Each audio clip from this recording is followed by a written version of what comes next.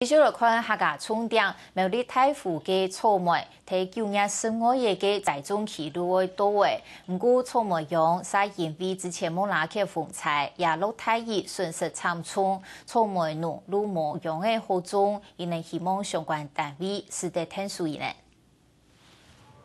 雖然講風采已經過咗半整年嘅時間，不過苗栗大埔嘅草莓種在2幾年將60個傳出災情，讓草莓種嘅葉波變做汪汪。劍譜也本水晶面貼，當到天都嘅草莓種，還本切到傳染病。看到呢一條岩石做的種類種，全部冇睇起，草莓農正經都唔判得。啊，唔會生啊？咩？哦，早見呢？就唔會生啊，本水種都會就唔會生誒。這看起來還好咩？可是它還沒啊，開始會發病啊。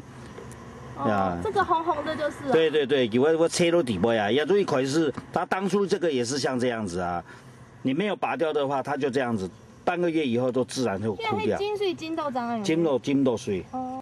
苗栗縣政府農業處表示，大埔鄉嘅草莓雖然講還蠻種，不過草莓種確實受到風采影響。縣政府會照農委會認定的標準進行災後補助。這農委會所頒布的標準呢，草莓苗佢喺忙種正式種到以前，佢喺同一般的蔬菜類種樣，一公頃的補償標準係24000元。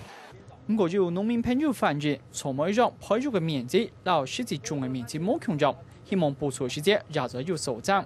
而草莓種就算按嚴重，農民是作為淘汰，年代草莓產期還有產量，天就會受到動態影響。下次民眾熱鬧苗栗報道。